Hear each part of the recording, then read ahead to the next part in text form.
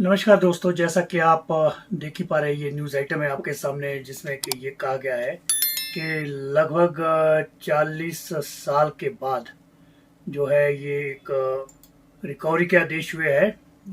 एक जो वेटरन थे, हमारे एक्स आर्मी सोल्जर थे, उनसे जो है यूनियन ऑफ इंडिया ने या आर्मी डिपार्टमेंट ने उनसे पेंशन की रिकवरी के आदेश किए। ये बहुत ही इंटरेस्टिंग न्यूज़ आइटम है और ये इसमें जो जजमेंट है ये एक बहुत इंपॉर्टेंट जजमेंट है।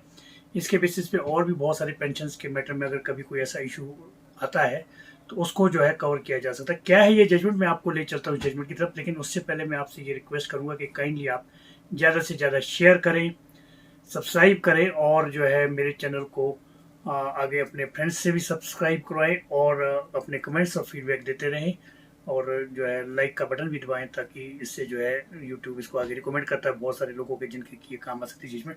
तो चलिए मैं अब आपको सीधा ले चलता हूँ जजमेंट की तरफ। क्या है ये जजमेंट? ये जैसा कि आप देख ही पा रहे हैं मेरी स्क्रीन के ऊपर, इसमें जो रिलीफ ब्रेक किया गया था वो ये था, the present petition has been filed under article 226 227 of the constitution of India seeking a writ in nature of certiorari for quashing the impugned action void which the pension of the petitioner in the month of May 2019 has been reduced, coupled with reduction in pension and recovery has been effected without giving any opportunity of hearing or any show cause notice to the petitioner, and also in violation of law laid down by the Honorable Supreme Court in State of Punjab versus Afiq Masih। ये बहुत ही एक important judgement है। हम अक्सर इसे जो है जहाँ भी कभी रिकवरी का कोई इशू होता है तो उसमें ये इसको साइड करते हैं। और जो इसमें फैक्ट्स है जैसा कि आपने न्यूज़ आइटम में भी पढ़ा, लेकिन मैं एक बारी जो इंग्लिश के मेरे जो ऑडियंस है उनके लिए भी मैं पढ़ लेता हूँ। London council for the petitioner has submitted that the petitioner joined Indian army in the year 1964 as a sepoy and after serving duly in the Indian Army he retired in the year 1974। यानी कि उसने लगभग 10 साल की service की थी and thereafter he had been getting regular pension from the army which was revised from time to time। He submitted that suddenly in the year 2019 the pension of the petitioner was substantially reduced after refixing the same, and now a recovery is sought to be effected at the rate of 3,500 per month in the nature of installments. White next year PT he submitted that it is not a case where the petitioner has committed any fraud or misrepresented to the respondent authorities for the fixation of pension, and in case it was so erroneously fixed by the respondent Union of India, then after the retirement of the petitioner it could not be recovered. The petitioner retired way back in the year 1974, about 50 years ago, but not suddenly his pension has been reduced and recovery sought to be effected from the petitioner। वैसे तो आपको भी किसी भी common आदमी को लगा कि बहुत ही एक गलत डिसीजन है on the face of it. 50 साल हो गए, 50 साल के बाद आपको पता चला कि आपने गलत फिक्सेशन हुई है और आप कर रहे हैं रिकवरी, तो I think it makes really no sense. इसी बात को मद्देनजर रखते हुए जो है इसमें ऑनरेबल हाई कोर्ट ने पैरा 10 में अपना डिसीजन दिया है।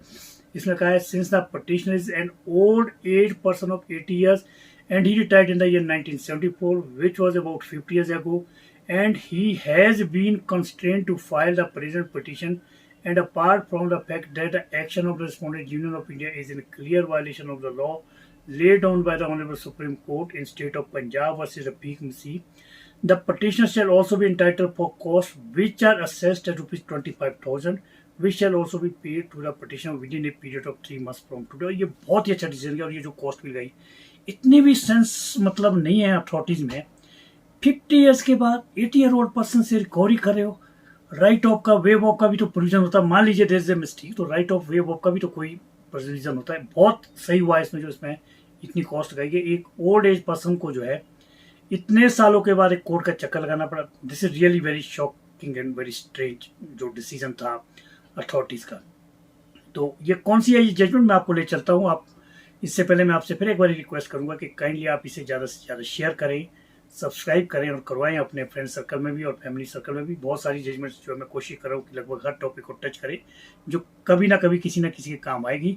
प्लस जूनियर एडवोकेट्स के लिए तो एक बहुत ही अच्छा एक अपॉर्चुनिटी है जो अपना जो है उनका अपना डाइजेस्ट जो है कंप्लीट हो जाता है इससे हर पॉइंट पे।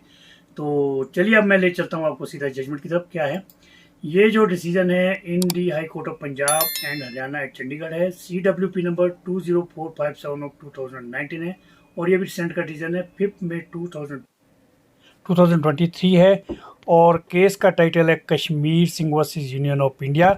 और ये डिसीजन जो दिया है बाय ऑनरेबल मिस्टर जस्टिस जस गुरप्रीत सिंह पुरी। और ये एक बहुत इंपॉर्टेंट जो है डिसीजन है, जैसा कि आप देख पा रहे हैं। तो आप इसका जो है लिंक अपने पास सेव करें। और ये एक जो इसमें ये जजमेंट का भी हवाला है, state of Punjab versus Rafiq Masih. ये भी बहुत ही इंपॉर्टेंट जजमेंट है जो कि अक्सर साइट की जाती है रिकवरी केसेस में। तो आप इसे जो है अपने पास सेव कर दें। Thank you very much and God bless you all. Have a good day. Bye bye.